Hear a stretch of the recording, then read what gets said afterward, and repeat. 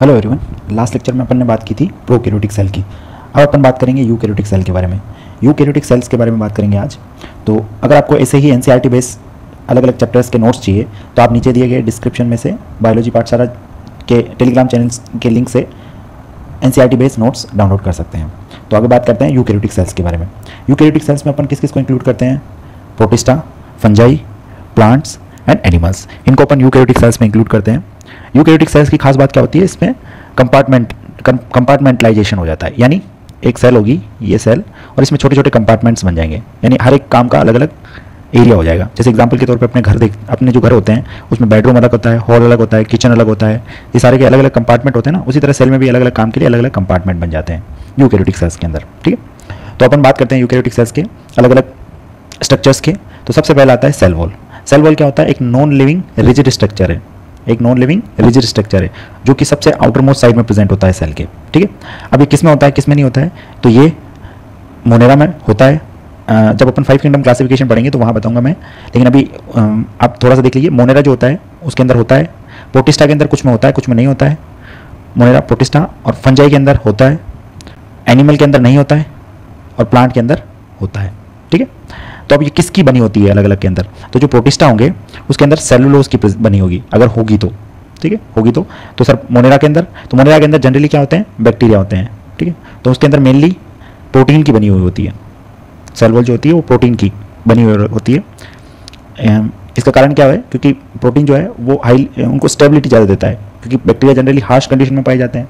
और वहाँ बता दूंगा और किसकी क्या बनी हुई है, अभी के लिए आप बस इनको ध्यान रखें। तो प्रोटिस्टा जो होता है उसके अंदर अगर प्रेजेंट होगी तो सेलुलोज की प्रेजेंट होगी। फंजाई जो होती है उसके अंदर काइटिन की प्रेजेंट होती है। काइटिन क्या है? एक हेट्रोपोलीमर ऑफ मोनोसेकेराइड, यानी ये कार्बोहाइड्रेट है काइटिन। ठीक है, एक पॉलीसेकेराइड है, मोनोसेकेराइड, डाइसेकेराइड एंड पॉलीसेकेराइड, तो ये एक पॉलीसेकेराइड है। ठीक है, प्लांट्स के अंदर जो होती है वो सेलुलोज की, हेमीसेलुलोज, पेक्टिन और प्रोटीन, इन चारों से मिलकर बनी होती है। सेलुलोज, हेमीसेलुलोज, पेक्टिन और प्रोटीन। और एल्गी, प्लांट्स का ही एक और, यानी प्लांट्स के अंदर भी 5 ग्रुप आते हैं: algae, bryophyta, pteridophyta, gymnosperm, angiosperm. तो जो एल्गी, स्पेशल जो एल्गी है उसकी अलग से बता रखी है। उसमें सेलुलोज तो हो गई, लेकिन उसमें हेमीसेलुलोज की जगह गैलेक्टन्स, मेनस और कैल्शियम कार्बोनेट होता है, यानी कि cellulose, galactose, mannose plus calcium carbonate होता है। तो क्योंकि ये एक स्पेशल केस हो गया तो ये क्या हो सकता है? इंपॉर्टेंट हो सकता है। ठीक है ना? ठीक है, आगे बात करते हैं मिडिल लेमेला की। तो सेल जो है, ये सेल, इसके सबसे आउटर मोस्ट स्ट्रक्चर जो होता है वो होता है cell wall. Outermost structure cell wall. तो सेल वॉल के बारे में अपन ने स्टडी कर ली। अब अपन बात करते हैं मिडिल लेमेला की। तो मिडिल लेमेला क्या होता है भाई? तो कोई भी जो 2 सेल होगी, उन 2 सेल को जोड़ने वाला जो स्ट्रक्चर होता है उसको अपन बोलते हैं मिडिल लेमेला। यहाँ देखिए, ये सेल है एक और दूसरी सेल ये है। इन दोनों सेल को जोड़ने वाला ये जो रेड कलर का स्ट्रक्चर दिख रहा है आपको, ये इन दोनों ब्लैक लाइन के बीच में, उसको अपन बोलते हैं मिडिल लेमेला। ठीक है, तो मिडिल लेमेला जो होता है ये कैल्शियम पेक्टोज से मिलकर बना होता है। किससे मिलकर बना होता है? कैल्शियम पेक्टोज से। पूछा जा सकता है क्योंकि एनसीईआरटी में दे रखा है। और ये क्या करता है? Help in glues the different neighbour cell together. ये क्या करता है? अलग अलग जो सेल होती है जो कि आसपास होती है उनको ग्लू करने, यानी चिपकाने में हेल्प करता है, आपस में जोड़े रखता है ये। ठीक है, ठीक है, एक चीज़ और बताना भूल गया था। सेल वॉल जो होती है वो भी 2 होती है, एक प्राइमरी और एक सेकेंडरी। ठीक है, प्राइमरी सेल वॉल क्या होती है? देखो, मान लो ये कोई नई सेल बनी है ना, तो इसकी जो अभी जो सेल होगी वो होगी प्राइमरी। धीरे धीरे जैसे ये सेल मैच्योर होती जाएगी तो ये प्राइमरी सेल वॉल हटती जाएगी और इसके बाद इसके नीचे एक और सेल वॉल ग्रो हो जाएगी, जिसको बोलेंगे सेकेंडरी सेल वॉल। तो प्राइमरी सेल वॉल सबसे बाहर होती है, उसके बाद होती है सेकेंडरी सेल वॉल। ठीक है, तो अगर, और उसके बाद अंदर होता है प्लाज्मा मेम्ब्रेन। तो मिडिल लेमेला की बात करें तो मिडिल लेमेला जो होता है वो सेल वॉल से भी बाहर होता है। तो अगर एक ऑर्डर की बात करें अपन बाहर से अंदर की तरफ, तो सबसे बाहर होता है मिडिल लेमेला। आप ये डायग्राम में देख सकते हैं, सबसे बाहर होता है मिडिल लेमेला, उसके बाद प्राइमरी सेल वॉल, उसके बाद उसके अंदर सेकेंडरी सेल वॉल और सबसे अंदर होती है प्लाज्मा मेम्ब्रेन। ये एक ऑर्डर है। ठीक है, अब सेल वॉल के क्या फंक्शन होते हैं? तो ये क्या करती है? एक सेल से दूसरी सेल में इंटरेक्शन करवाती है, यानी एक सेल जो होगी दूसरी सेल के साथ इंटरेक्शन कब करेगी? जब उससे जुड़ेगी, तो ये इंटरेक्शन का काम करती है। दूसरा क्या करते हैं? दूसरा बैरियर की तरह काम करती है। किसकी तरह? बैरियर की तरह काम करती है। किसके लिए? Undesirable macromolecule. कोई भी बड़ा मैक्रोमोलिक्यूल अगर अंदर एंटर होना चाहेगा तो उसको अंदर एंटर नहीं करने देगी। तीसरा, ये क्योंकि ये रिजिड स्ट्रक्चर है तो सेल को एक शेप देती है, परमानेंट शेप। और एक टफ स्ट्रक्चर होने के कारण ये क्या करती है? मैकेनिकल डैमेज से और इन्फेक्शन से प्रोटेक्ट भी करती है। ठीक है, ये इसके मेन फंक्शन होते हैं सेल वॉल के। अब बात करते हैं सेल मेम्ब्रेन। सेल मेम्ब्रेन या इसको प्लाज्मा मेम्ब्रेन भी बोलते हैं अपन। ये क्या होती है? किसी भी साइटोप्लाज्मा जो होता है उसके आउटर मोस्ट कवरिंग जो होगी, या साइटोप्लाज्मा की जो कवरिंग जो होगी उसी को अपन क्या बोलेंगे? सेल मेम्ब्रेन बोलेंगे। ये सेल का साइटोप्लाज्मा हो गया, इसकी जो आउटर कवरिंग होगी या सेल इसकी जो कवरिंग होगी इसको अपन क्या बोलेंगे? सेल मेम्ब्रेन या प्लाज्मा मेम्ब्रेन। ये जो सेल मेम्ब्रेन और प्लाज्मा मेम्ब्रेन होती है ये किससे मिलकर बनी होती है? प्रोटीन, कार्बोहाइड्रेट और लिपिड तीनों से मिलकर बनी होती है। ठीक है, अब एनसीईआरटी में एक स्पेशल नोट दे रखा है आरबीसी का, किसकी, ह्यूमन की। तो ह्यूमन की आरबीसी जो होती है उसके अंदर 52% क्या होता है, प्रोटीन, और 40% होता है लिपिड। बचा कुचा जो होगा वो कार्बोहाइड्रेट हो जाएगा। ठीक है, तो जो सेल मेम्ब्रेन होती है उसके अंदर ये तीनों स्ट्रक्चर पाए जाते हैं, लिपिड भी पाया जाता है, प्रोटीन भी पाया जाता है और कार्बोहाइड्रेट भी पाया जाता है। ठीक है, ठीक है, तो लिपिड जो होता है वो मेनली फोस्फोग्लिसराइड होता है। यानी जब अपन लिपिड पढ़ेंगे तो वहाँ पे 3 टाइप की लिपिड होती है, फैटी एसिड, और दूसरा ग्लिसरॉल, और तीसरा फैटी एसिड प्लस ग्लिसरॉल वाला। और उसमें भी अगर फॉस्फेट जुड़ जाए तो उसको बोलेंगे फोस्फोग्लिसराइड। ठीक है, तो यहाँ जो लिपिड पाई जाती है प्लाज्मा मेम्ब्रेन में वो फोस्फोग्लिसराइड होती है। इसका एग्जांपल है लिसिथीन। यहाँ पे लिसिथीन होती है मेनली। फोस्फोग्लिसराइड की भी अलग अलग कैटेगरी होती है या अलग अलग लिपिड होती है। तो एक लिसिथीन नाम की लिपिड जो होती है वो कहाँ पाई जाती है, प्लाज्मा मेम्ब्रेन में पाई जाती है। ये बाइलेयर अरेंज होती है। इसके ऊपर देखो आपको ये राउंड स्ट्रक्चर दिख रहे होंगे। ये जो राउंड स्ट्रक्चर है ये वाले, ये होते हैं हाइड्रोफिलिक पार्ट। हाइड्रोफिलिक यानी जो वाटर लविंग होते हैं, पानी की तरफ अट्रैक्ट होते हैं, दूर नहीं भागते हैं। और जो नीचे टेल वाला भाग दिख रहा है ये वाला, ये टेल वाला भाग जो है ये हाइड्रोफोबिक पार्ट होता है। हाइड्रोफोबिक पार्ट यानी वाटर से दूर भागता है, इसीलिए क्या करता है ये अंदर की तरफ पाए जाते हैं हाइड्रोफोबिक पार्ट। और चूंकि ये हाइड्रोफिलिक पार्ट पानी से डरते नहीं है इसलिए ये क्या पाए जाते हैं, बाहर की तरफ पाए जाते हैं। ठीक है, तो ऐसे लिपिड अरेंज होती है। उसके बाद बात करते हैं प्रोटीन की। तो प्रोटीन 2 टाइप के पाए जाते हैं, इंटीग्रल प्रोटीन और एक होते हैं पेरिफेरल प्रोटीन। इंटीग्रल प्रोटीन क्या होते हैं, तो वो प्रोटीन जो पार्शियली और टोटली क्या हो, उसके अंदर इस मेम्ब्रेन के अंदर घुसे हुए हो, उनको अपन क्या बोलेंगे, इंटीग्रल प्रोटीन। क्या बोलेंगे, इंटीग्रल प्रोटीन। यानी जो प्रोटीन, मान लो ये लेयर है, इस लेयर के अंदर कंप्लीटली या तो अंदर है, कंप्लीटली या तो अंदर है, या फिर क्या है, आधे अंदर आधे बाहर, आधे अंदर और आधे बाहर, या थोड़े से अंदर थोड़े से बाहर। तो इस टाइप के प्रोटीन को अपन इंटीग्रल प्रोटीन बोलेंगे। दूसरा आता है पेरिफेरल प्रोटीन। पेरिफेरल प्रोटीन क्या होते हैं, मान लो ये प्लाज्मा मेम्ब्रेन है, तो इस प्लाज्मा मेम्ब्रेन के सिर्फ बाहर बाहर जो पाए जाते हैं उनको अपन पेरिफेरल प्रोटीन करते हैं। ठीक है, तीसरा आता है इसके अंदर कार्बोहाइड्रेट भी पाए जाते हैं। तो कार्बोहाइड्रेट जनरली सरफेस के बाहर होते हैं और ये रिसेप्टर की तरह काम करते हैं। ये कार्बोहाइड्रेट हो गया और ये रिसेप्टर हो गया मेम्ब्रेन के आउटर साइड में। यहाँ कोई भी आके चिपकेगा तो उसको रिसीव करने का काम करता है कि वो क्या फंक्शन करेगा, वो कार्बोहाइड्रेट का फंक्शन है। ठीक है, अब देखो ये जो प्लाज्मा मेम्ब्रेन है, अब ऐसा तो पता है नहीं कि इसका स्ट्रक्चर कैसा दिखता है। जिस टाइम डिस्कवर हुआ था उस टाइम इसका स्ट्रक्चर जो होगा वो कैसा होगा आइडेंटिफाई करना पॉसिबल नहीं था, आज भी नहीं है। तो इसके लिए अलग अलग साइंटिस्ट ने मॉडल दिए। किसी ने कहा ये ऐसा दिखता है, किसी ने कहा ये ऐसा दिखता है। तो जो फेमस मॉडल आज अभी तक जो जाना माना मॉडल है जिसको एक्सेप्ट किया है सभी साइंटिस्ट ने, वो है फ्लूइड मोज़ेक मॉडल। इसके अलावा भी और मॉडल आए लेकिन उसको अपन पढ़ नहीं रहे हैं क्योंकि वो एनसीईआरटी में नहीं दे रखे हैं। ठीक है, तो फ्लूइड मोज़ेक मॉडल जो है वो सिंगर और निकोलसन ने दिया था। किसने दिया था, सिंगर और निकोलसन ने, इंपॉर्टेंट है। उसके अकॉर्डिंग उन्होंने क्या कहा था कि जो प्लाज्मा मेम्ब्रेन होती है उसकी क्वाजी फ्लूइड नेचर होती है। यानी उस प्लाज्मा मेम्ब्रेन के अंदर जो लिपिड पाए जाते हैं उसकी क्वाजी फ्लूइड नेचर होती है। क्वाजी फ्लूइड नेचर क्या होता है, देखो क्वाजी फ्लूइड क्या होता है, ना तो ये प्रॉपर पानी है ना प्रॉपर सॉलिड है। ठीक है, तो ऐसा है जो ना तो मतलब बीच का हो गया एक तरह से। देखो पानी भी नहीं है, बिल्कुल लिक्विड भी नहीं है और ना ही बिल्कुल सॉलिड है। ठीक है, तो क्वाजी फ्लूइड होने के कारण क्या होता है, ये देखो ये लिपिड मेम्ब्रेन होगी, ये क्वाजी फ्लूइड है। तो अभी मान लो यहाँ कोई प्रोटीन होगा तो इजीली मूव कर सकता है, इस साइड जा सकता है या फिर इस साइड जा सकता है, इजीली मूव कर सकता है क्योंकि ये ना तो सॉलिड है और लिक्विड होता है तो बिल्कुल यहाँ जहाँ जैसे होता है वो नीचे निकल जाता, और सॉलिड होता है तो घूम नहीं पाता। लेकिन क्योंकि ये क्वाजी फ्लूइड है तो इजीली लेटरल मूवमेंट कर सकता है। तो मान लो कोई भी सब्सटेंस आया, उसको इसने यहाँ अटैच किया और फिर ऐसे घुमा और यहाँ पे क्या कर दिया, रिलीज कर दिया। ठीक है, तो quasi fluid nature of lipid enable lateral movement of protein, ये इन्होंने बताया था अपने फ्लूइड मोज़ेक मॉडल के अंदर। इन्होंने क्या कहा था कि जो लिपिड होती है उसकी क्वाजी फ्लूइड मेम्ब्रेन नेचर होती है, इसके कारण वो प्रोटीन को, जो इंटीग्रल प्रोटीन होते हैं, पेरिफेरल प्रोटीन होते हैं, उनका लेटरल मूवमेंट को अनेबल कर देती है, यानी घूमने देती है। तो फ्लूइडिटी जो होती है वो डायरेक्टली प्रोपोर्शनल होती है मूवमेंट के। तो किसी मेम्ब्रेन की ज़्यादा फ्लूइडिटी होगी मतलब उसका मूवमेंट अच्छा होगा उसके अंदर प्रोटीन का। ठीक है, यानी फ्लूइड नेचर ज़्यादा होगी तो मूवमेंट अच्छा होगा, बहुत अच्छा हो जाएगा मूवमेंट। तो ये जो फ्लूइडिटी होती है वो मूवमेंट के डायरेक्टली प्रोपोर्शनल होते हैं। जितना अच्छा फ्लूइडिटी उतने अच्छा मूवमेंट। ठीक है, अब बात करते हैं इनके फंक्शन के बारे में। प्लाज्मा मेम्ब्रेन का क्या फंक्शन है, तो सेल की ग्रोथ करवाना, सेल डिवीजन में हेल्प करती है, इंट्रासेलुलर जंक्शन बनाती है, फॉर्मेशन ऑफ इंट्रासेलुलर जंक्शन, कुछ सिक्रेशन करना हो तो, एंडोसाइटोसिस करना हो तो, एंडोसाइटोसिस यानी एक सेल दूसरी सेल को या कुछ भी फूड मटेरियल को अंदर इंगल्फ करती है, उसको एंडोसाइटोसिस बोलते हैं। ट्रांसपोर्ट ऑफ मॉलिक्यूल, मॉलिक्यूल का ट्रांसपोर्ट करवाना, 2 टाइप का ट्रांसपोर्ट करवाती है ये, एक्टिव और पैसिव। एक्टिव मतलब इसमें ऐसा ट्रांसपोर्ट जिसमें सेल की एनर्जी का यूज़ किया गया, यानी एटीपी का यूज़ किया गया, उसको अपन बोलते हैं एक्टिव ट्रांसपोर्ट। और पैसिव ट्रांसपोर्ट 2 टाइप का होता है, ऑस्मोसिस और फैसिलिटेटेड डिफ्यूजन। ठीक है, अब ये एक्टिव और पैसिव जो भी है ये अपन वहाँ पढ़ेंगे जब मैं आपको प्लांट फिजियोलॉजी पढ़ाऊंगा, क्योंकि वहाँ बहुत डिटेल में। अभी बस ये जान लो कि एक्टिव जो होता है वो एटीपी यूज़ होती है और पैसिव में एटीपी यूज़ नहीं होती है। ये 2 टाइप का होता है, ऑस्मोसिस और फैसिलिटेटेड डिफ्यूजन, ये अपन वही पढ़ेंगे। ठीक है, अब देखो स्ट्रक्चर देखें अगर प्लाज्मा मेम्ब्रेन का, तो आपको ये ऊपर येलो कलर के जो दिख रहे हैं ये है लिपिड के हाइड्रोफिलिक पार्ट, इस साइड भी हाइड्रोफिलिक पार्ट है। ये बाई लेयर होगी, लिपिड की 2 लेयर होगी। और अंदर जो ये टेल वाले हिस्से दिख रहे हैं ना आपको, ये वाले, ये हाइड्रोफोबिक पार्ट है। ठीक है, उसके बाद आपको 2 टाइप के प्रोटीन दिख रहे होंगे। एक ये जो है ये इंटीग्रल प्रोटीन है, ठीक है, पेरिफेरल प्रोटीन का कोई एग्जांपल नहीं दिख रहा है यहाँ पे, पेरिफेरल प्रोटीन भी होते हैं, ये सारे इंटीग्रल प्रोटीन बता रखे हैं, ठीक है। उसके बाद ये आपको कार्बोहाइड्रेट दिख रहे होंगे, ये कार्बोहाइड्रेट की चेन्स होती है बाहर की तरफ, और ये लिपिड होती है, फॉस्फोलिपिड होती है, लिसिथिन। ऐसा कुछ स्ट्रक्चर होता है किसका, प्लाज्मा सेल मेम्ब्रेन का या प्लाज्मा मेम्ब्रेन का। ये ऐसा मॉडल किसने दिया था, सिंगर और निकोलसन ने दिया था, ठीक है। अब बात करते हैं अपन सेल के अंदर, ये तो भी सेल के बाहर कवरिंग की बात हो गई। अब बात करते हैं सेल के अंदर की। तो सेल जो होता है उसके अंदर उसके तीन हिस्से किया करते हैं, एक सेल मेम्ब्रेन और प्लाज्मा मेम्ब्रेन जो अपन ने पढ़ लिया, दूसरा होता है प्रोटोप्लाज्म या साइटोप्लाज्म, दोनों एक ही नाम है, और तीसरा होता है न्यूक्लियस, ठीक है। अभी साइटोप्लाज्म के अंदर भी दो स्ट्रक्चर होते हैं, एक होता है साइटोसोल और एक होता है सेल ऑर्गेनेलिस। देखो ये सेल हो गई, ये इसकी कवरिंग हो गई बाहर वाली, इसको अपन प्लाज्मा मेम्ब्रेन नाम दे दिया।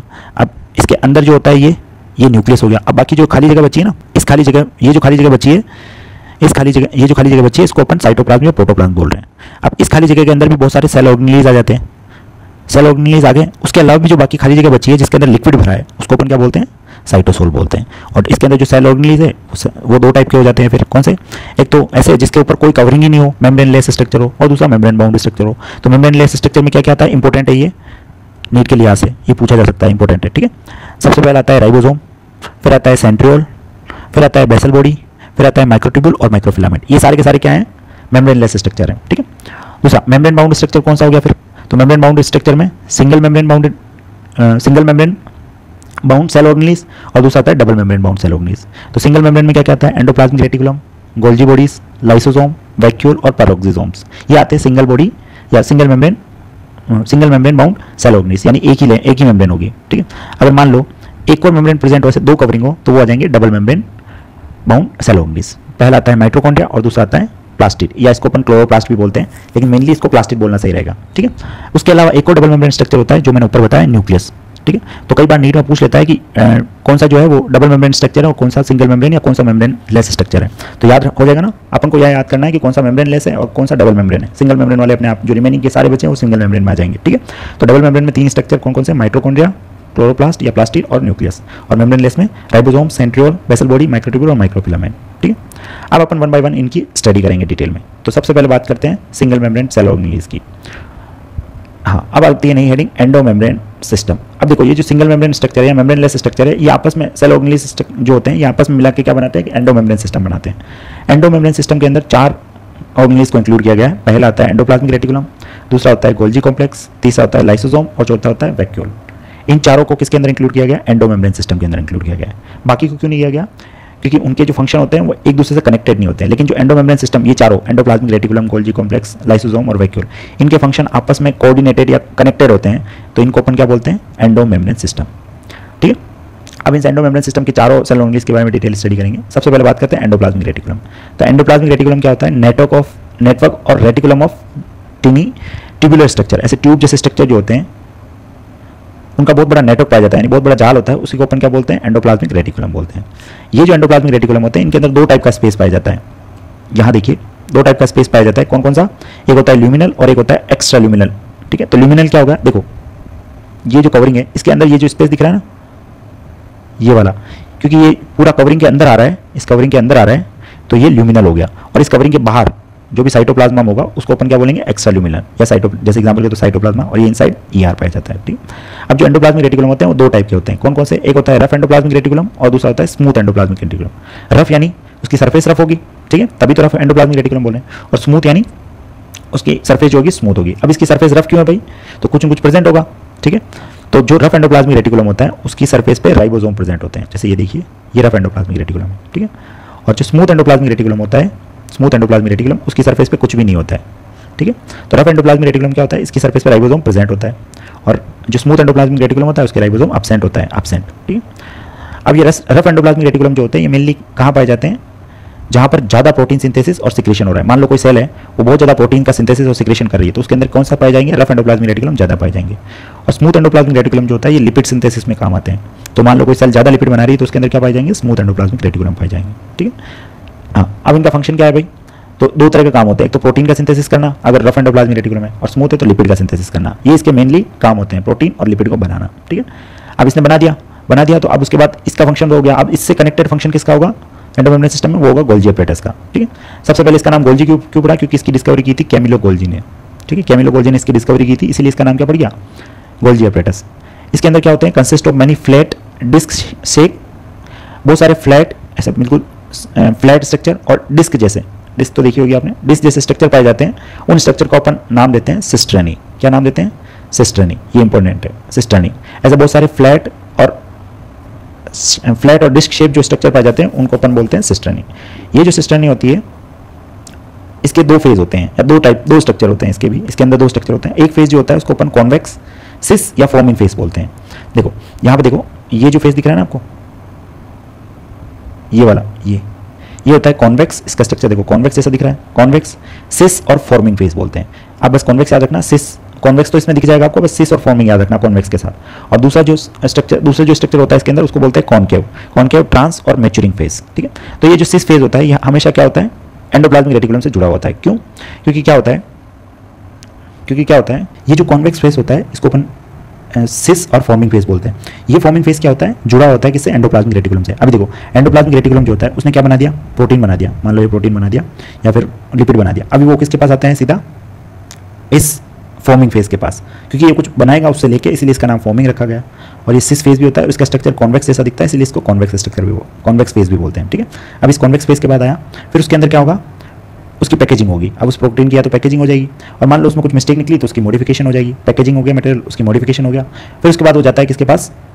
इस कॉन्केव, ट्रांस या मैच्योरिंग फेज के पास जाता है। ये मैच्योरिंग फेज क्या करता है? उसको जहाँ डिलीवर करना होता है, जहाँ उसकी जरूरत होती है, वहाँ क्या कर देता है? सेल में डिलीवर कर देता है। तो डिलीवर्ड प्रोडक्ट इंट्रासेलुलर और एक्स्ट्रासेलुलर, या तो सेल के अंदर ही कर देता है या सेल से बाहर कर देता है। ठीक है, तो अब देखो पहले क्या आया था? इसके पास प्रोटीन या लिपिड आए होंगे, है ना, और उसके ऊपर कवरिंग हो गई किसकी? मेनली कार्बोहाइड्रेट, ऐसे प्रोटीन वगैरह की, तो उनके नाम चेंज हो गए। अब क्योंकि प्रोटीन आया था उसके ऊपर कार्बोहाइड्रेट की कवरिंग हो गई तो उसको बोल देंगे ग्लाइकोप्रोटीन। ठीक है, लिपिड आया था और उसके ऊपर कार्बोहाइड्रेट की कवरिंग हो गई तो उसको बोल देंगे ग्लाइकोलिपिड। तो ये इसके फंक्शन भी हो गए किसके? गोल्जी अपरेटस के, कि भाई इसके पास सिस फेज के पास आता है तो ये पैकेजिंग करता है, जो भी मटेरियल एंडोप्लाज्मिक रेटिकुलम से आता है उसकी पैकेजिंग करता है, उसमें मॉडिफिकेशन कुछ चेंजेस भी करता है अपनी तरफ से, और फिर उसको डिलीवर कर देता है कहाँ? इंट्रासेलुलर और एक्स्ट्रासेलुलर। तो देखो इसके पास प्रोटीन और लिपिड दोनों आ रहे थे, उनकी जैसे कार्बोहाइड्रेट से कवरिंग कर दी तो उसके आगे ग्लाइको लगा दिया। तो ये ग्लाइकोप्रोटीन और ग्लाइकोलिपिड की फॉर्मेशन के इंपॉर्टेंट साइट होते हैं। ठीक है, ये देखो थोड़ा आपको पता चलेगा। ये इसका सिस फेज हो गया और ये इसका ट्रांस फेज हो गया। ये देखो कॉन्केव की तरह दिख रहा है सिस फेज, ठीक है, और ये कॉन्वेक्स की तरह दिख रहा होगा। ये देखो इस कॉन्वेक्स की तरफ दिख रहा होगा। ये क्या है? ये फॉर्मिंग फेज हो गया और ये मैच्योरिंग फेज हो गया। ठीक है, तो जो सिस फेज होता है उस सिस फेज की तरफ क्या आते हैं? सिस फेज जो होता है उसकी तरफ क्या आते हैं? कोई भी स्ट्रक्चर आएगा सिस फेज की तरफ और वो क्या करेगा? कोई भी स्ट्रक्चर आएगा उसको पैकेजिंग करेगा, मॉडिफाई करेगा और उसको क्या कर देगा? बाहर की तरफ भेज देगा। ठीक है, अब देखो तो क्या हुआ, एक ओवरव्यू देखे अपन। तो रफ एंडोप्लाज्मिक रेटिकुलम से क्या प्रोटीन बना, ये प्रोटीन फिर सिस और फॉर्मिंग फेज के पास जाएगा। ये फॉर्मिंग फेज इसमें कुछ मॉडिफाई करेंगे, उसकी पैकेजिंग करेंगे, और फिर ये ट्रांस फेज या मैच्योरिंग फेज के पास भेजेंगे। ये ट्रांस फेज है, ये मैच्योरिंग फेज बोल सकते हैं इसको। ठीक है, मैच्योरिंग फेज और ट्रांस फेज, और सिस फेज जो होता है इसको फॉर्मिंग फेज भी बोलते हैं अपन। ठीक है ना, फॉर्मिंग फेज या कॉन्वेक्स। ठीक है,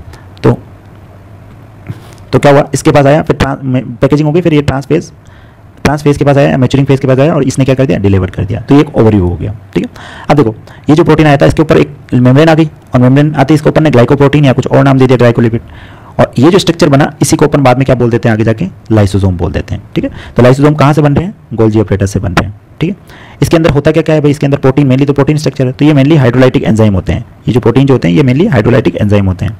कौन कौन से? लाइपेज यानी फैट को तोड़ने वाले, प्रोटीज यानी प्रोटीन को तोड़ने वाले, और कार्बोहाइड्रेट यानी कार्बोहाइड्रेट को तोड़ने वाले। ठीक है, तो main function to digest carbohydrate, protein, lipid and nucleic acid.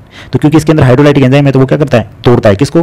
Carbohydrate को, प्रोटीन को, लिपिड को, न्यूक्लिक एसिड को। ये इसका मेन फंक्शन होता है लाइसोसोम का, और ये थर्ड स्ट्रक्चर है। ठीक है, देखो अभी तक अपन ने क्या पढ़ा? एंडोप्लाज्मिक रेटिकुलम हो गया, एंडोप्लाज्मिक रेटिकुलम से प्रोटीन बना, वो आया किसके पास? गोल्जी अपरेटस के पास। इस गोल्जी अपरेटस के सिस फेज ने लिया इसको और ट्रांस फेज ने इसको रिलीज कर दिया, और जो स्ट्रक्चर रिलीज हुआ उसी को अपन लाइसोसोम बोल रहे हैं। ठीक है, अब मान लो ये लाइसोसोम काम का नहीं है, तो क्या होगा? एक डस्टबिन के अंदर चला जाएगा। ऐसा ही एक डस्टबिन जैसा स्ट्रक्चर होता है, उसको अपन बोलते हैं वैक्यूल। क्या बोलते हैं? वैक्यूल। ये जो वैक्यूल होता है ये मेम्ब्रेन बाउंड, ये जो वैक्यूल होता है ये मेनली लार्ज और सेंट्रली प्रेजेंट होता है किसके अंदर? प्लांट सेल के अंदर। एनिमल सेल के अंदर नहीं होता है, और होता है तो बहुत छोटा होता है। ठीक है, ये जो वैक्यूल होता है प्लांट सेल का 90% वॉल्यूम कवर कर देता है। मान लो ये इतना होगा तो उसका बाकी हिस्सा सिर्फ इतने से पोर्शन में रह लेगा। ये जो व्हाइट वाला हिस्सा दिख रहा है ये पूरा किसका हो जाएगा? वैक्यूल का हो जाएगा। ठीक है, तो membrane bound space found in cytoplasm इसके अंदर क्या क्या होता है, पानी होता है, H2O, सैप होता है जो भी सिक्रेशन होता है, एक्सक्रीटरी प्रोडक्ट होता है, मान लो कोई चीज़ नहीं चाहिए उसके लिए हार्मफुल है तो उसको इसके अंदर डाल देते हैं, और अदर नॉन यूजफुल मटेरियल, जितने भी नॉन यूजफुल मटेरियल होते हैं सारे किसके अंदर डाल दिए जाते हैं, इस वैक्यूल के अंदर डाल दिए जाते हैं। ठीक है, इसकी जो मेम्ब्रेन होती है उसका एक स्पेशल नाम होता है, उसको बोलते हैं टोनोप्लास्ट। तो एक स्पेशल केस है तो आ सकता है ये। ठीक है, और इसकी जो कंसंट्रेशन होती है वो हमेशा क्या होती है, ज़्यादा होती है बाकी साइटोप्लाज्म से। ठीक है, तो अब आपको समझ में आ रहा होगा कि ये सिर्फ प्लांट सेल में क्यों पाया जाता है, क्योंकि प्लांट में जो वाटर ट्रांसपोर्टेशन होता है वो कंसंट्रेशन के बेस पे होता है, जबकि एनिमल में तो कोई सर्कुलेटरी सिस्टम पाया जाता है जिसके थ्रू वाटर ट्रांसपोर्ट हो जाता है। तो प्लांट में कंसंट्रेशन मेंटेन करना बहुत जरूरी है, इसीलिए उसके अंदर क्या होता है, वैक्यूल होता है, और वो भी बहुत बड़ा होता है। इसके अलावा कुछ नोट डाल के लिखा रखे हैं, जैसे कॉन्ट्रेक्टाइल वैक्यूल है अमीबा में पाया जाता है, इसका मेन काम होता है एक्सक्रीशन का। ठीक है, ये ऐसा वैक्यूल नहीं है, ये दूसरा वैक्यूल है पर इसका नाम वैक्यूल से मिलता जुलता है, इसीलिए इसको यहाँ लिख दिया। दूसरा फूड वैक्यूल पाया जाता है, प्रोटिस्टा, जितने प्रोटिस्टा होते हैं, इसका काम क्या होता है, इंगल्फ करना, फूड को निगलना, खाना, ये इसका काम होता है। ठीक है, और किस में पाया जाता है, प्रोटिस्टा में पाया जाता है। ठीक है, यहाँ तक क्लियर।